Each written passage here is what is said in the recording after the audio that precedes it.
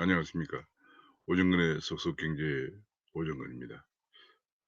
최근 이제 한국의 기업 중에서 쿠팡이라고 하는 기업이 미국 뉴욕 증시 상장을 해서 시총 100조가 되면서 498조 원의 삼성전자에 이어서 한국의 시총 2위의 큰 기업이 되었습니다. 뭐 한국에 굉장히 큰 화제가 되고 있고요. 또 한 가지 화제는 그 네이버가 일본에 진출한 일본의 자회사 라인이 일본의 소프트웨어 손정 회장과 손을 잡고 일본의 G홀딩스라고 하는 그 지주회사를 만들어서 새로운 그 핀테크, 빅테크 사업을 구상하고 있다, 추진하고 있다 이런 얘기들이 또 주목을 받고 있습니다. 이러면서 지금 현재 우리가 잘 알지만은 많이 알려졌지만은 그런데 쿠팡은 한국 기업이라기보다는 미국에 본사를 둔 100% 미국에 본사를 둔 기업의 한국 그 기업이 한국의 어 자회사, 한국에 100% 투자한 쿠팡은 한국의 자회사이다 이런 것이 또 밝혀졌습니다. 그러면서 지금 여러 가지 그 한국의 사회에서 어떤 것이 우리 기업이냐 하는 또 그런 논란들도 있고요. 뭐 여러 가지 관련된 그런 논쟁들이 지금 제기되고 있는 상황인데 제가 그 부분을 한번 살펴보도록 하겠습니다.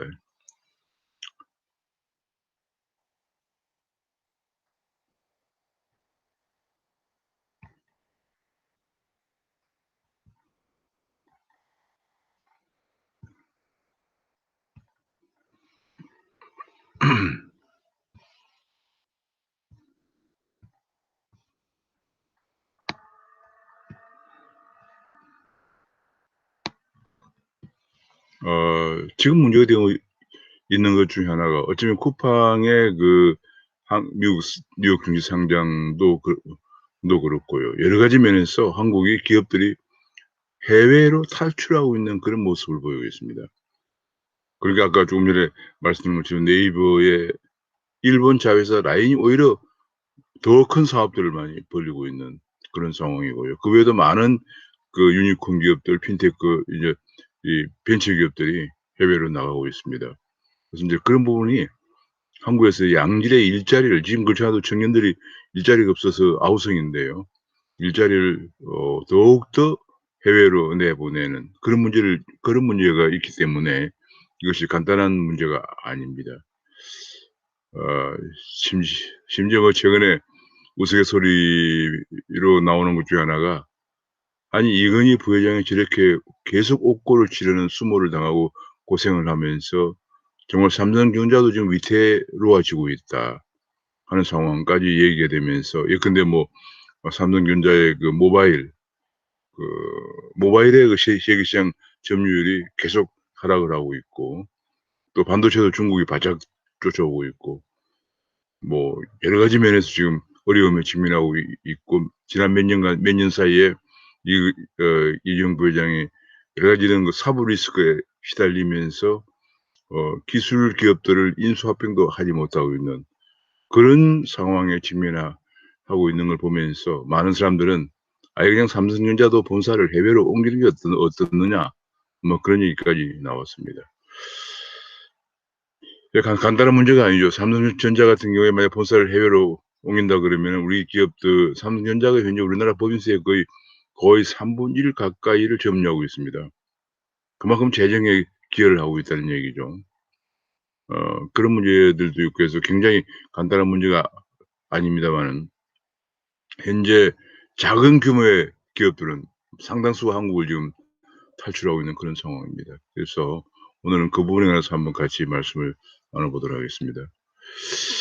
얼마 전에 인제 쿠팡이 뉴욕 증시에 엊그제 화려한 데뷔를 했습니다. 상장 첫날 시총이 100조 원에 도달했습니다. 근데 인제 다른 그 어떤 언론의 그 실언을 보면은 쿠팡은 국내 기업도 아니다. 미국과 일본 자본이 100% 투자했고 본사인 쿠팡 LLC도 미국 델라웨어 주에 있다. 그런 얘기예요. 그 델라웨어 주가 한국에 출자한 회사가 바로 쿠팡이라는 얘기죠. 예 이걸 계기 이런 논의가 나온 걸 계기로 제가 오래전에 읽었던 논문이 하나 생각이 났습니다. 그 논문이 미국 클린턴 대통령 때 노동장관을 지냈던 하버드 대학의 로버트 라이시라고 하는 교수가 쓴 논문인데 그 논문 제목이 Who is Us라는 논문이에요. Who is Us. 하버드 비즈니스 리뷰에 실렸던 논문인데 그 Who is Us라는 내용이 주요 내용이 그겁니다. 제가 아주 한 뭐 거의 1990년도에 나온 거니까 30년 전에 읽었기 때문에 그렇지만 그 주요 내용은 기억이 납니다. 주요 내용이 뭐냐면 이런 겁니다. 우리나라 그 인제 로버트 라이시니까 미국이죠. 미국의 기업이라고 하는 것은 미국의 일자리를 만들어 주는 것이 미국 기업이다. 그런 주장이에요. 그러니까 이제 우리 글로벌화된 세계에서는 미국의 일자리를 만들어 주는 것이 미국 기업이다. 이런 얘기입니다. 굉장히 그 부분이 굉장히 주목이 그 당시에 굉장히 주목을 받았던 그런 논문입니다. 그래서 각 나라가 기업들을 많이 유치해서 국내 일자리를 만들어 내기 위해서 굉장히 노력을 많이 한 계기가 됐던 중요한 논문입니다. 최근에 뭐 바이든 행정부 이전에 트럼프 행정부 때는 외국에서 오는 리어쇼링 해 오는 기업들에 대해서 이전 비용까지 대주고 법인세도 낮추고 트럼프가 법인세를 낮추었던 35%로 갔던 법인세를 21%까지 낮추었던 이유가 다 그런 기업들이 해외로 안 나가고 국내에 들어오게 해서 일자리를 만들어 내고자 하는 그런 목적이었죠. 우리가 그런 시각에서 인제 봐야 된다 그런 얘기입니다. 제가 그 로버트 라이시의 논문을 올해 30년 전 논문을 떠올린 것은 '국내에서 일자리를 얼마나 많이 내느냐 하는 것이 굉장히 중요하다.' 하는 것을 제가 말씀을 드리고 다만 이 부분에 관해서 우리가 염두에 둬야 할 것은 왜 그럼 쿠팡이 꼭 뉴욕 증시로 가야 되느냐 하는 그런 문제. 그것은 우리나라 증시에는 차등 의결권을 인정하지 않고 있어 그렇습니다. 기업이 예컨대 쿠팡도 처음에 10억 원 정도 투자해 가지고 10억 원 정도 했었죠. 그러다가 지금은 이렇게 커진 건데 기업이 점점 커지면서 본래 창업자의 투자 지분이 자꾸 적어지죠. 기업이 커지면은 인제 외부 지분을 투자받아야 되니까. 기업도 인제 여기도 쿠팡도 일본의 손정희의 투자를 받아서 손정희 소프트웨어 소프트뱅크 투자를 받아서 소프트뱅크의 지분이 원래 38%로 33%로 쿠팡의 김범석 의장 10%보다 3 배나 많았거든요. 기업이 커지는 가게에 그런 투자를 받으면서 창업주의 지분이 점점 적어집니다. 그래서 기업도 키우면서 창업주의 경영 안정도 유지되는 것이 그런 방안으로 나온 것이 차등 의결권이에요. 대주주가 갖고 있는 그 창업주가 갖고 있는 주식은 의결권을 몇 배 더 부여한다는 얘기죠. 몇 배 더 부여해서 최소 과반수가 넘게 해서 외국에 외부에서 지분 투자를 받더라도 과반수가 넘게 해서 경영 안정을 유지하는 그런 목적. 경영 안정도 유지되면서 외부에서 지분 투자를 받아서 기업도 키울 수 있는 그런 묘책을 낸 것이 차등 의결권인데 한국에서는 그걸 인정하지 않고 있습니다. 한국에 만연되어 있는 반기업 정서 때문에 그것이 기업들을 더 도와주는 것이다. 그런 것 때문에 오히려 한국은 기업 경영권을 어떻게 하면 흔들까 지금 난리를 피우고 있는 상황입니다. 지난번 상법 개정안에서는 소수주주권 행사를 주식을 취득한 지 6개월 후에 행사하도록 했는데 미국도 똑같이 그렇게 하고 있다가 미국은 그것이 경영 안정을 해친다고 그래서 오히려 지난해에 1년 뒤로 늦췄어요. 주식을 취득하는데 1년 뒤에야 소수주주권을 행사할 수 있다. 이렇게 법을 바꿨는데 우리는 오히려 주식을 취득하자마자 소수주주권을 행사할 수 있도록 이렇게 바꿈으로써 기업이 경영권 방어를 준비할 시간을 전혀 주지 않고 바로 소수주권 행사할 수 있도록 그렇게 함으로써 우리나라 기업들이 경영 안정이 예컨대 뭐 해치펀드라든지 그런 공격에 아주 취약하게 만들어 버렸습니다. 그런 것들이 인제 우리나라에서 상장을 안 하고 외국에 차등 의결권이 보장되고 그런 경영 안정 소수 주주권 해치펀드로부터 경영 안정을 보장받을 수 있는 외국 자본시장에서 상장을 하게 되는 그것이 배경이 되는 거죠. 그만큼 우리나라 자본시장은 위축되고 좋은 일자리가 더 없어지는 거죠. 금융산업은 점점 위축이 됩니다. 또 한 가지 인제 이번에 얘기되고 있는 것 중 하나가 최근에 네이버가 규제의 트라우마에 시달리고 있다 그런 얘기예요. 그 네이버 의장 이해찬의 토로가 "한국에서는 돈을 안 벌어 줬다. 마찰 일으킬 사업을 하지 말라." 신사업을 더 확장하는 게 아니고 직원들이 "이번 사업은 국내 시장을 선점할 좋은 기회입니다. 적극적으로 나서야 합니다고 하니까 뜻은 알겠는데 정부나 정치권에서 뭐라고 하지 않겠어요? 좀 더 생각해 봅시다." 이런 식으로 계속 신사업을 하지 않으려고 하는, 신사업을 걱정하는 그런 자세를 보였다고 합니다. 이해진 의장이 "돈을 안 벌어도 되니까 한국에서는 사회 갈등을 유발하는 사업은 피하자는 것입니다." 그런 얘기를 했다고 합니다. 특히 이제 이것이 이제 2017 년에 공정거래위원회가 이해찬 의장을 어 이제 기업이 커졌으니까 재벌 총수로 지정하려고 하려고 할 때 낙담을 했다고 하네요. 기어코 이제 지정이 됐죠. 왜냐하면 그 총수라고 일단 지정이 되는 순간 각종 규제가 겹겹이 쌓이게 되죠. 우리나라는 인제 기업이 커지면 커질수록 규제가 겹겹이 그냥 쌓입니다. 뭐 소기업, 중소기업 하다가 중견기업, 중견기업에서 대기업, 또 대기업에서 상호 출자 제한 집단 기업, 대기업 그룹 총수 이렇게 가면은 더욱더 많은 규제가 옥죄어지게 되죠. 게다가 어 타다 금지법도 최근에 또 통과돼서 새로운 사업을 또 못하게 하고, 또 최근에는 플랫폼 사업자에 대해서 연대 책임을 묻는, 플랫폼 사업이라는 게 이렇게 모바일에 들어가 있는 플랫폼에 들어오는 많은 입점업체가 있는데 그 입점업체가 잘못했을 경우에 사업자에 대해서도 연대 책임을 묻는 그런 법안들이 또 만들어지고 제안되어 가면서 한국에서 신사업을 신중하자 하는 그런 의견들을 계속 피력하고 있다고 합니다. 그러니까 한국은 신사업을 하기 굉장히 어려운 그런 사회예요. 그래서 네이버의 사업 중심축이 한국에서 일본으로 옮겨가고 있다. 그런 얘기들이 나오고 있습니다. 앞으로 일본에서 5 년간 5조 원을 투자할 그런 계획을 갖고 있다고 합니다. 일본 투자 중심축이 옮겨가는 가장 큰 상징적인 사건, 무슨 그전에 네이버 해외 투자 러시를 보면은 2019년 11 월에 유럽 스타트업의 투자 펀드에 출자하고, 작년에 4 월에는 디지털 스카이 테크놀로지의 신규 투자 펀드에 출자를 하고, 또 11 월에는 싱가포르의 중고 거래 플랫폼에 투자를 하고, 또 금년 1월 달에는 북미 웹소설 플랫폼을 인수하고, 3월 달에는 스페인의 중고 거래 플랫폼에 투자를 하고, 이런 식으로 계속적으로 지금 해외 투자만 지금 계속적으로 해외 투자를 많이 하고 있습니다. 최근에 국내 네이버 파이낸셜을 이용한 내부의 약진도 눈에 띕니다. 그렇지만 더 많은 돈들을, 상당히 많은 돈들을 해외에서 이렇게 투자하고 있다. 지금 벌써 이 금년 들어서만도 지금 해외 투자액이 어 8,000 8,070억 원을 해외에 지금 투자하고 있습니다.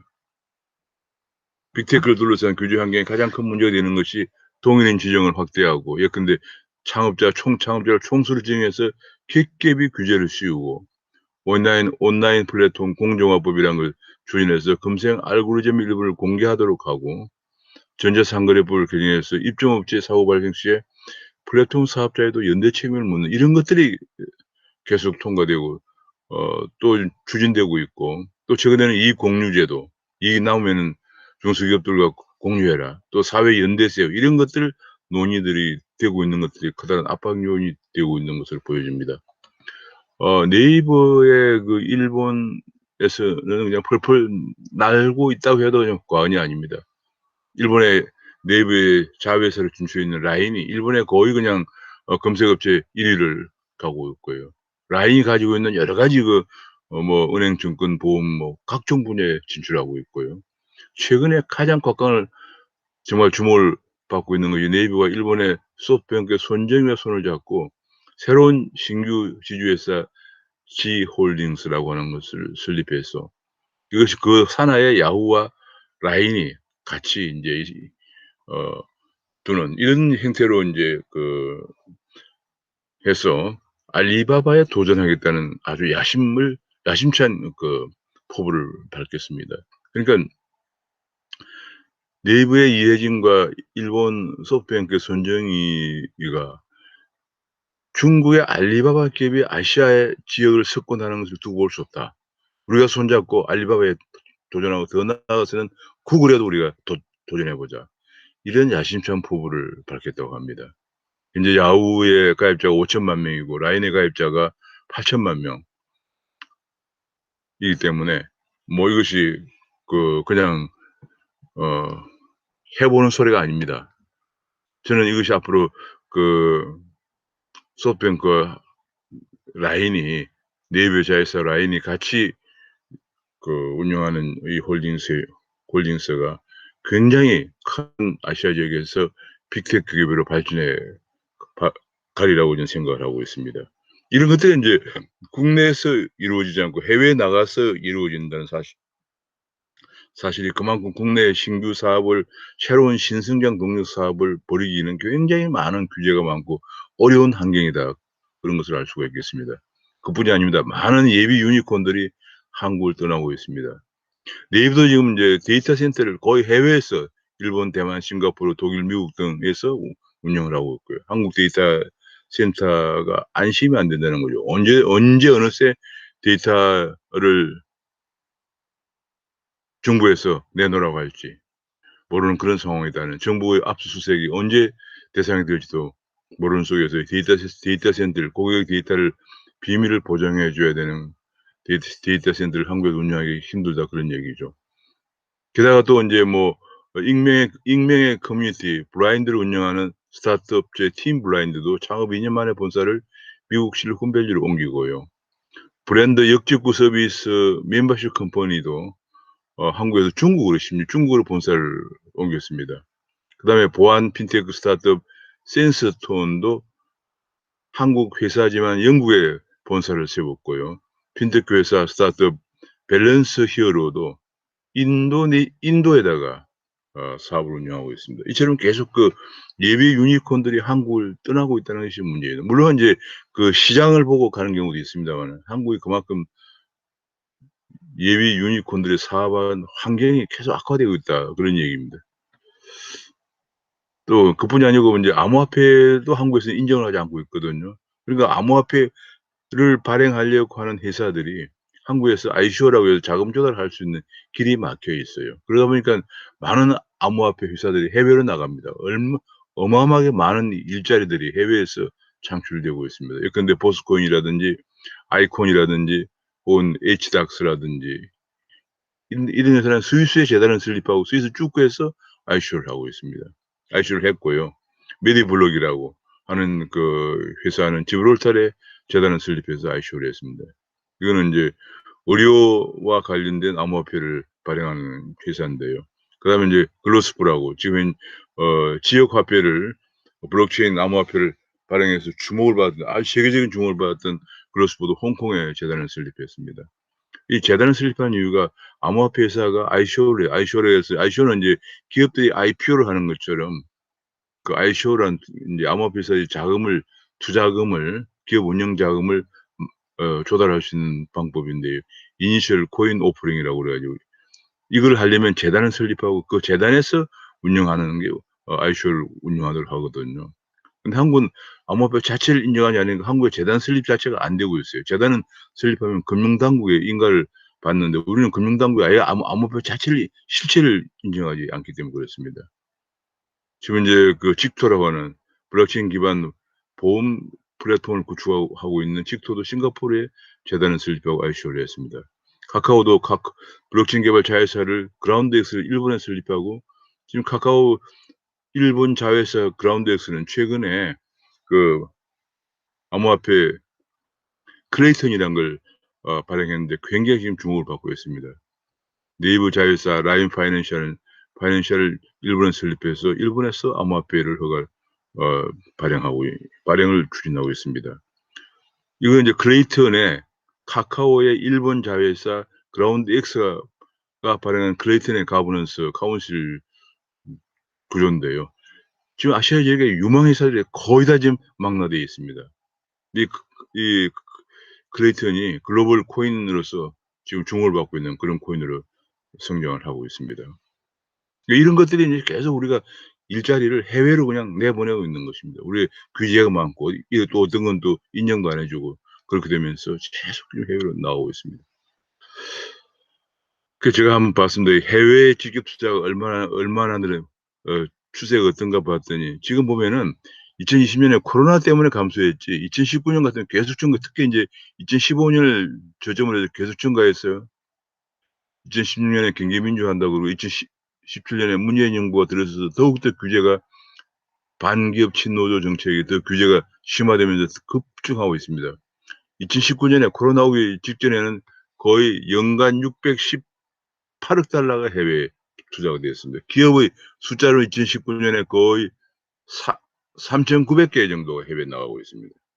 그러니까 2019년에 기업들이 3,000 기업 기 953 개가 신규 기업들이 해외에 거의 618억 달러를 해외에 투자하고 있는 그런 상황입니다. 이렇게 지금 많은 기업들이 해외로 나가고 있습니다. 야 이거 뭐 1 년에 우리나라 기업들이 말이죠. 2019년 같은 경우에 여기 보시면 신규 3,953개 기업이 해외로 나갔습니다. 국내에서는 일자리가 없어 아우성인데요. 2020년 이거는 이제 코로나 때문에 특별히 지금 감소하고 있는 상황이고 아마 코로나가 진정되면은 더 많은 기업들이 해외로 우리가 나가게 될 겁니다. 왜냐하면 최근에 반기업 친노조 법안들이 무더기로 통과되었거든요. 업종별 보면 제조업이 제일 비중이 높고요. 그다음에 금융보험업도 해외로 많이 나가고 있습니다. 한국 경영은 쪼끔 자료가 2-3년 된 거지만은 보면은 연간 평균 42,000개 일자리가 사라지고 있다. 이런 분석이 나왔습니다. 연간 42,000개 이런 해외 주식 투자 증가로 인해서 연간 42,000개 이것이 2018년까지 자료이기 때문에 앞서 본 것처럼 여기 18년, 19년에 급증한 거 생각하면 아마 이보다 훨씬 많은 일자리가 연간 한 뭐 50,000개 이상 일자리가 해외로 나가고 있다. 해외로 밀어내어지고 있다. 이렇게 보여주면 되겠습니다. 이러다간 정부 눈치 보느라고 신산업 자체가 성장 엔진이 다 꺼진다. 신산업을 그렇게 지금 한국경제신문 사설에서 보도했습니다. 예를 들어서 인제 뭐니 빅테크, 인공지능 같은 산업환도 급변하는 요즘에도 이런 규제 본능이 약화되기는커녕 오히려 더 기승을 부리고 있기 때문에 이렇게 일제 성장 엔진이 다 꺼진다고 하죠. 특히 4차 산업혁명은 규제 프리가 생명이에요.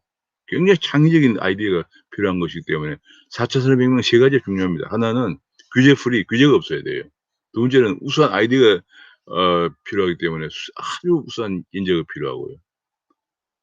흔히들 뭐 "우수한 인재 한 명이 20만 명을 먹이 살린다." 그런 얘기를 하지만 제가 보기에는 4차 산업혁명 시기에는 한 명이 수백만 명을 먹이 살립니다. 예컨대 어 데미스 하사비스라고 하는 영국에서 딥러닝을 연구한 사람이 구글에 와 가지고 인공지능을 개발하면서 수백만 수천만 명을 먹이 살리고 있는 상황이 되죠. 그다음에 우리가 지금 쓰고 있는 모바일 폰 같은 거 미국의 애플 회사가 2007 년도에 스마트폰 이 단순한 모바일 폰에다가 인터넷 기능이 장착된 스마트폰을 개발하면서 지금 전 세계가 완전히 지금 초연결 사회로 바뀌고 있지 않습니까? 그래서 우선 인재가 필요하고 세 번째가 벤처 자금 같은 그런 그 모험 기업에 자금을 대주는 금융이 필요하고 이 세 가지가 모험 금융과 우수한 인재와 규제 풀이 이 세 가지가 4차 산업혁명의 아주 성장 기반인데 생태계인데 우리는 규제가 계속 더 증가하면서 오히려 4차 산업혁명 생태계가 붕괴되고 있다. 게다가 인재도 40년 넘는 평균 교육 때문에 인재가 육성이 안 돼서 지금 최근에 IT 쪽에 사람이 부족해서 지금 난리를 피우고 있는 상황이죠. 벤처금융은 말할 것도 없습니다. 한국의 금융산업이 계속 위축되고 있는 상황입니다. 그래서 최근에 세계 100대 기업 중에서 100대 스타트업 중에서 53개 정도 절반이 넘는 53개 정도가 한국에서는 사업 자체가 하거나 조건부로만 가능한 하다는 조사 결과가 나왔습니다. 그러니까 세계 100대 스타트업의 절반 정도는 한국에서 사업을 할 수가 없는 그런 규제 환경이다. 그런 얘기예요. 이런 일이 계속 되면 혁신은 사라지고 성장 엔진도 꺼질 수밖에 없고 한국은 고비용 저효율에 생산성이 낮은 그야말로 한국에 제일 많은 게 뭡니까? 자영업 중에서 도소매, 음식점, 숙박업이거든요.